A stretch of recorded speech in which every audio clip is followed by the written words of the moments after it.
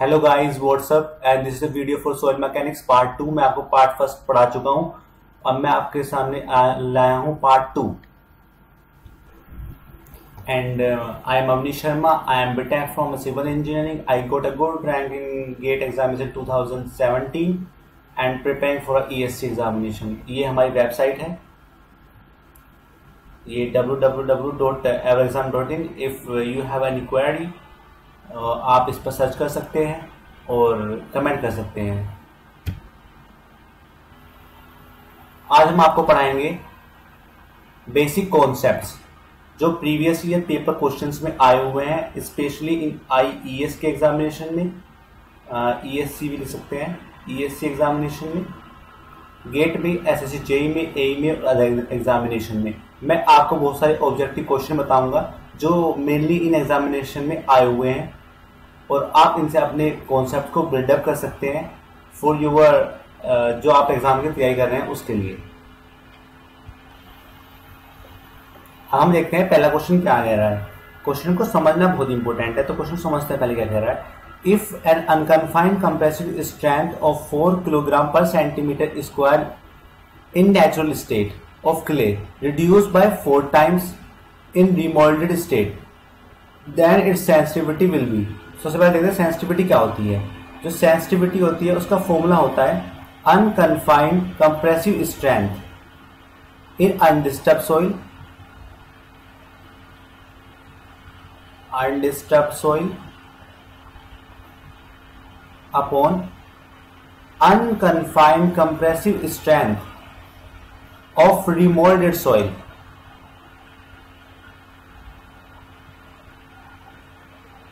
remolded soil तो उसने ये होता है सेंसिटिविटी। सेंसिटिविटी का मतलब ये होता है कि कोई भी जो सोइल है वो कितना सेंसिटिविटी है, मतलब उसके अंदर कितनी थिक्सोट्रोपिक प्रॉपर्टी होती है, थिक्सोट्रोपिक हार्डनिंग होती है, थिक्सोट्रोपिक हार्डनिंग। दैट मीन्स कि थिक्सोट्रोपिक का मतलब ये होता है कि यदि कोई सोइल सेंसिटिव है, यदि हम उसे कुछ टाइम के लिए छोड़ दें, कुछ टाइम के लिए हम फ्रीली छोड़ दें उसे, तो वह अपनी जो स्ट्रेंथ है उसको दोबारा रिगेन कर लेता है। उसको हम बोलते हैं थिक्सोट्रोपिक। ठीक है, तो सेंसिटिविटी का फॉर्मूला ये होता है। अब मैं इसको क्लियर कर देता हूँ, क्लियर टू ऑल। एंड अब हम देखते हैं क्वेश्चन में क्या गया हुआ है। तो सेंसिटिविटी का फॉर्मूला हो गया सेंसिटिविटी UCS of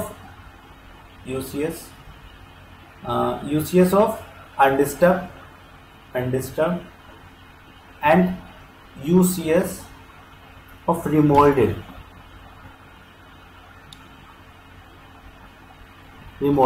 तो क्वेश्चन में क्या दिया हुआ है, unconfined compressive strength in natural state. Natural state का मतलब यह है कि हमने उस भी सोइल से कोई छेड़छाड़ नहीं की है, जैसी वो सोइल है नेचुरल स्टेट में वही है। तो वो नेचुरल स्टेट कितनी है, नेचुरल स्टेट में है 4 किलोग्राम पर सेंटीमीटर स्क्वायर, और वो कह रहा है 4 टाइम्स रिड्यूस हो गई है। वो रिमोल्डेड करते हैं, जब हमने उसको उठाया सोइल को नेचुरल स्टेट से तो वो डिस्टर्ब हो गई, तो वो 4 टाइम्स रिड्यूस हो गई, तो कितनी बची 1 किलोग्राम पर सेंटीमीटर स्क्वायर। तो सेंसिटिविटी क्या हुई उसकी, सेंसिटिविटी हो गई 4। तो answer A is correct. Now the next question क्या कह रहा है। The plasticity index and the percentage of grain size finer than 2 micron of clay sample are 25 and 15 respectively. Its activity ratio. तो एक्टिविटी जो ratio होता है उसको हम डिफाइन करते हैं AC से। उसका फॉर्मूला होता है IP, मतलब plasticity index upon percentage of particle less than 2 micron. क्योंकि बेसिकली जो एक्टिविटी हम डिफाइन करते हैं वो करते हैं क्ले सोइल के लिए। हम जो एक्टिविटी डिफाइन करते हैं वो करते हैं क्ले सोइल के लिए। तो अब मैं आपको बताऊंगा कि एक्टिविटी क्या होती है, प्लास्टिसिटी इंडेक्स क्या होता है, क्योंकि ये छोटी टर्म होती है, ये बाद में बहुत परेशान करती हैं, क्योंकि यदि हम इन्हें अच्छे से समझ ना पाए कि है क्या है। तो सबसे पहले हम समझते हैं कि होता क्या है। देखो, एक होता है स्वेलिंग, एक होता है श्रिंकेज।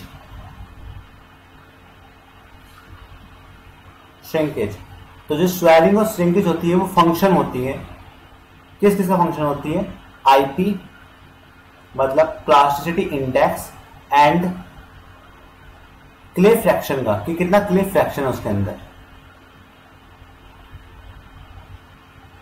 ठीक है, तो क्ले फ्रैक्शन लिखा हुआ है, क्ले फ्रैक्शन। तो आईपी का मतलब ये होता है कि range of the consistency, IP मतलब होता है range of the consistency within which soil behave as a plastic material, मतलब उसकी कितनी लिमिट है उसके अंदर वाटर कंटेंट को पकड़ने की, जिससे कि वो बिहेव करे एज अ प्लास्टिक। तो हम उसको बोलेंगे आई प्लास्टिसिटी इंडेक्स। इसका फॉर्मूला होता है, ये भी आपको लर्न करना है, ये होता है WL माइनस के WP, जिसमें WL के है लिक्विड लिमिट और WP है प्लास्टिक। तो ये जो प्रॉपर्टी होती है, एक्टिविटी, ये ओनली क्ले मिनरल्स में होती है, क्ले मिनरल्स में होती है। अब हम क्वेश्चन को सोल्व करते हैं, क्वेश्चन क्या कह रहा है। आपको क्वेश्चन की एक्टिविटी क्या होती है आपको पता चल गया। ये जो एक्टिविटी दी थी स्कैम्पटन ने दिया था, स्कैम्पटन से एक साइंटिस्ट थे, उन्होंने दिया था ये। तो वो सर जी कहते हैं ऐसे कि IP upon less than 2 micron को हम बोलते हैं एक्टिविटी। अब मैं इसको क्लियर कर देता हूं जिससे कि आप समझ जाए। तो अब एक्टिविटी का फॉर्मूला क्या होता है, एक्टिविटी होता है IP upon percentage of particle, percentage में होगी, लेस देन 2 माइक्रोन। ठीक है, तो आईपी क्वेश्चन में कितना दिया हुआ है 25, तो 25, और जो grain size final than 2 micron ये 15, ये 15 परसेंटेज में है, 15, और आईपी परसेंटेज में है। तो इसको आप सोल्व कर लीजिए, 5 से काट दीजिए, 5 डिवाइड बाय 3, तो इसका आंसर हो गया।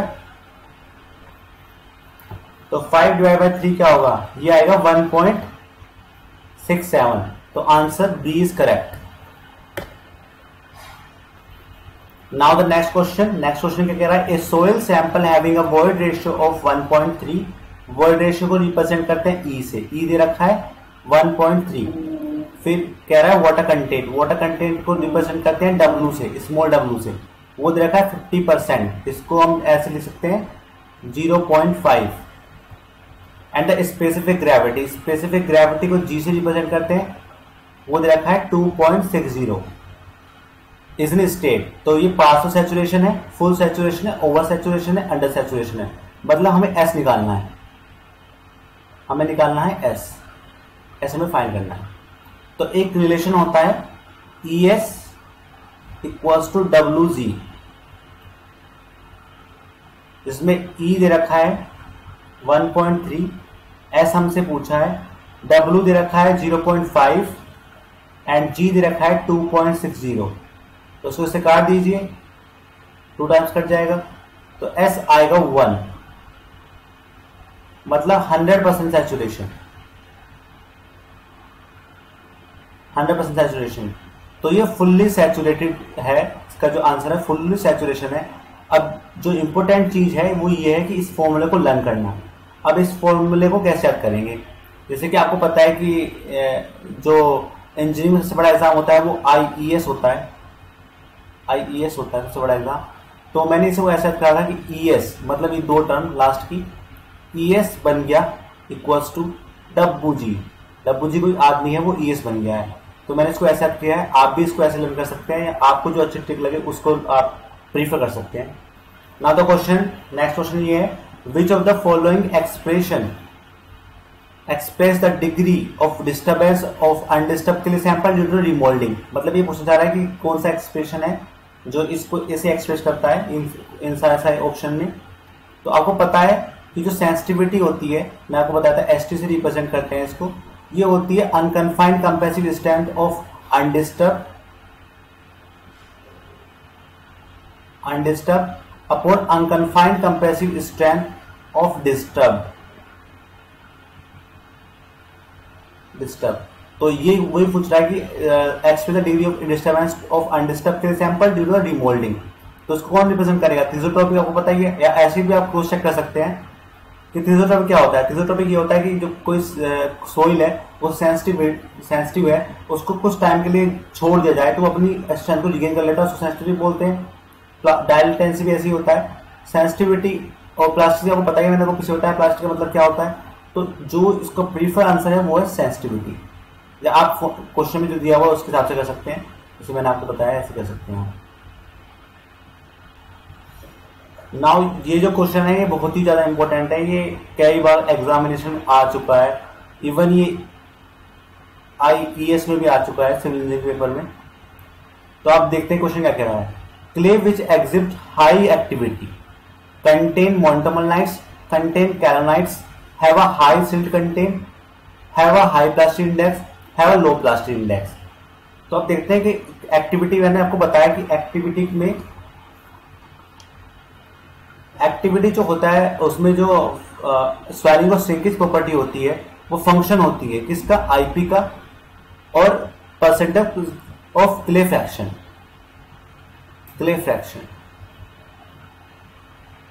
फ्रिक्शन। ठीक है, तो मोंटमोलाइट्स तो ये क्रिएट करता ही है क्योंकि इसमें वाटर कंटेंट आ जा एग्जिट करता है, कैलोनाइट नहीं होता है इसके अंदर, और सिल्ट कंटेंट तो बिल्कुल भी नहीं होगा क्योंकि सिल्ट कंटेंट का जो साइज होता है वो ग्रेटर देन 2 माइक्रोन होता है, क्योंकि इसमें जो पार्टिकल लेना है वो लेस देन 2 माइक्रोन लेता है, वो एक्टिविटी को शो करता है।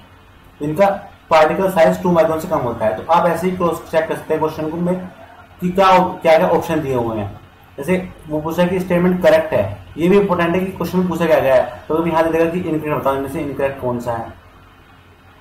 तो आपको क्वेश्चन को ढंग से पढ़ना, ये मत कर देना कि करेक्ट पूछा है इनकरेक्ट बता देना, या करेक्ट इनकरेक्ट पूछा है करेक्ट बता देना। तो ध्यान से क्वेश्चन को पढ़ना। और अब देखते हैं कि इसमें करेक्ट पूछा है। ठीक है, तो अब 3 तो गया ऑप्शन, तीसरा गया, तो अब बचे 2 ऑप्शन, ये 2 ऑप्शन बचे हैं। ठीक है, अब इन 2 ऑप्शन में जो एक्टिविटी होती है फंक्शन होती है किसका, आईपी का। आईपी क्या होता है, आईपी होता है प्लास्टिसिटी इंडेक्स। तो प्लास्टिसिटी इंडेक्स बढ़ेगा तो एक्टिविटी बढ़ जाएगी, तो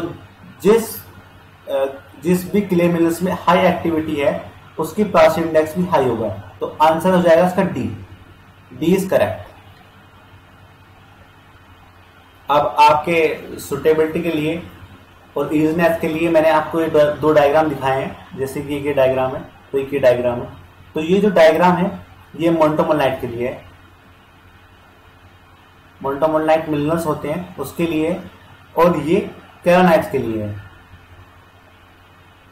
ठीक है, तो अब आप आपके सामने पिक्चर है, आप पिक्चर के हिसाब से इनमें डिफरेंस क्रिएट कर सकते हैं। आप देख रहे हैं कि इनके अंदर जो बॉन्ड है वो स्ट्रॉन्ग बॉन्ड है, very strong bond, water enter नहीं कर पाएगा इनके अंदर आराम से, जो वाटर है वो एंटर नहीं कर पाएगा अंदर से आराम से। तो कैलोनाइट में प्रॉपर्टी होती है कि उसमें जो हाइड्रोजन बॉन्ड होता है, तो फर्स्ट थिंग ये है कि हाइड्रोजन बॉन्ड होता है, हाइड्रोजन बॉन्ड होता है इसके अंदर, हाइड्रोजन बॉन्ड होता है एक तो। और सबसे बड़ी बात यह है कि इसमें ना हाइड्रोजन बॉन्ड होता है और can not easily enter between, जो वाटर होता है वो इजिली एंटर नहीं कर पाता है, और जो ये होता है लीस्ट एक्टिव होता है for clay minerals, least active. Active का मतलब वाटर कंटेंट ही होता है, यदि किसी के अंदर वाटर कंटेंट इजिली एंटर कर जाता है तो हम उसको बोलते हैं कि ये मोस्ट एक्टिव है, और जिनमें एक्टिव नहीं है तो ये लीस्ट एक्टिव है। तो जो कैलोनाइट्स होता है ये लीस्ट एक्टिव होते हैं। अब आप इसको देखिए, इसमें जो होता है ना ये वंडरवॉल फोर्सेस होते हैं, वंडरवॉल फोर्सेस जुड़े हुए होते हैं, वंडरवॉल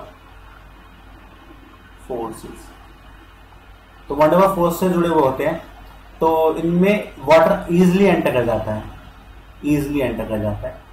तो ये मोस्टली सुटेबल होते हैं, ये स्वेलिंग और स्विंग की प्रॉपर्टी होती है इनके अंदर। यदि वाटर अंदर जाता है तो स्वेल कर जाते हैं, वाटर बाहर निकल जाता है तो श्रिंक कर जाते हैं।